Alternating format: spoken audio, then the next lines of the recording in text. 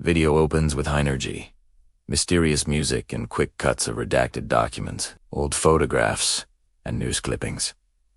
What if I told you the history you learned in school is a lie? Not just a few details left out, but a carefully constructed fantasy designed to hide a horrifying truth. Today, we're not just scratching the surface. We're ripping back the curtain on 3 of the most disturbing cover-ups in modern history. These aren't just theories. They're documented facts that have been deliberately buried. Before we dive into the darkness, do me a favor and hit that like button. It tells the algorithm that people want the truth, not just the official story. And make sure you're subscribed with all notifications on, because what we're about to uncover, well, let's just say some people would rather it stayed hidden. Slight pause. Tone shifts to be more serious and direct. Let's start with a story you might think you know. The Radium Girls. You've heard about the young women in the 1920s who painted watch dials with glowing radium paint. You've heard how they were told it was safe, how they would playfully paint their teeth and nails with it, and how they suffered agonizing deaths from radiation poisoning. It's presented as a tragic story of corporate greed and ignorance. But what if that's just the cover story? What if it wasn't ignorance at all? Declassified government documents, released as recently as 2010, paint a much darker picture. These documents reveal that the radium companies weren't just independent businesses. They had direct, secret contracts with military research facilities. Think about that. Why would the military be interested in a company that makes glow-in-the-dark watches? The chilling answer is that they weren't just making watches. They were testing human tolerance to radiation. They needed to know how much radiation a human body could take before it broke down. Why? Because they were already laying the groundwork for the atomic age. The Radium Girls weren't just victims of a negligent company. They were unwitting test subjects in a deliberate, cold-blooded experiment. Here's where it gets even more sinister. This is the part they definitely don't teach you in history class. Many of the same doctors who examined the dying Radium Girls, who documented their bones crumbling and their bodies failing, later went on to work on the Manhattan Project. The very scientists who publicly claimed radium was harmless were simultaneously studying its devastating effects on human tissue for the government. Do you really believe that's a coincidence? Consider Grace Fryer, one of the most famous Radium Girls who fought for justice. Her complete medical records vanished from the hospital archives in 1945. What else happened in 1945? Hiroshima and Nagasaki. It's almost as if someone needed to clean up the evidence of the early research. Furthermore. The autopsy reports of other Radium Girls were suddenly classified as national security matters.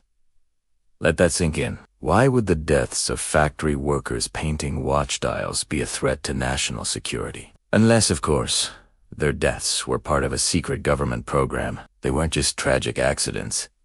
They were data points for the atomic bomb. Transition to the next topic with a somber, more intense tone. Now, let's journey from corporate evil to institutional horror, the Willowbrook State School.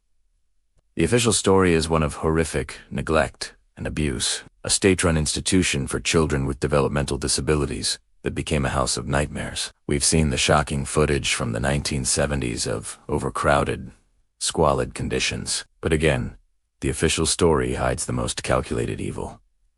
This wasn't just chaos and neglect. It was organized, methodical medical experimentation on children who had no voice, no one to protect them, and no way to say no. The most infamous of these were the hepatitis studies. For over a decade, doctors, led by a man named Dr. Saul Krugman, deliberately infected newly admitted children with live hepatitis virus. They would feed them extracts made from the feces of infected patients to study the progression of the disease and test potential vaccines. They justified this by claiming that the children would have likely contracted it anyway due to the unsanitary conditions the institution itself allowed to fester. It was a self-fulfilling prophecy of cruelty. They created the problem to justify the experiment. These weren't patients. They were lab rats. And what happened to Dr. Krugman, the man who ran these experiments on disabled children? Was he imprisoned? Disgraced? No. He was celebrated. He was praised by prestigious medical institutions and won awards for his research. The system didn't punish him, it rewarded him.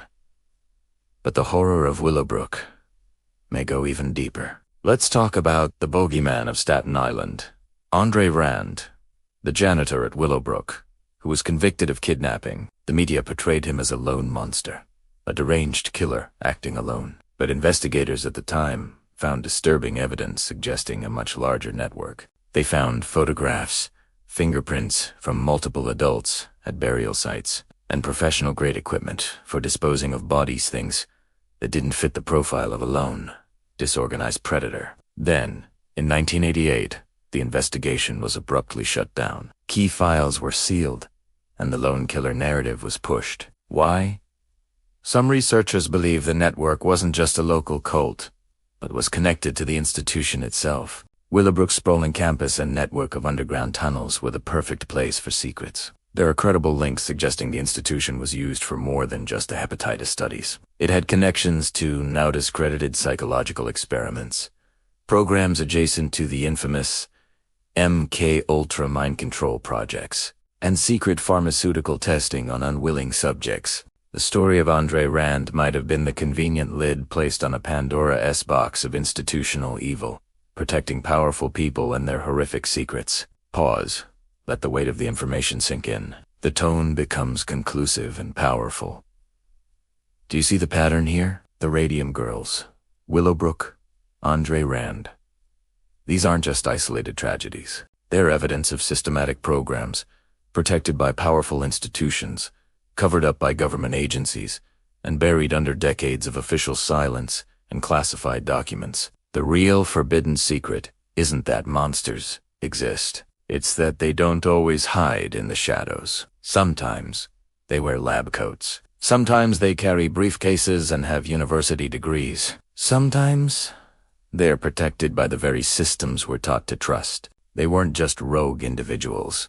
They were part of a machine, and that machine is designed to protect itself at all costs. The truth is that the most dangerous conspiracies are the ones hidden in plain sight, recorded in medical journals and government files, dismissed as history's unfortunate footnotes. If this has opened your eyes to a truth you've never been told, I need you to smash that like button right now. Your engagement is what pushes this information past the gatekeepers.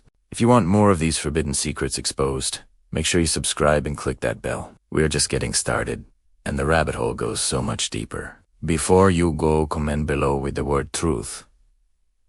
If you believe these cover-ups are just the tip of the iceberg, what conspiracy do you want me to expose next? Share this video with someone who needs to see it, because this is the kind of information that algorithms are often designed to suppress. Prove them wrong. Thank you for seeking the truth with me. I'll see you in the next revelation.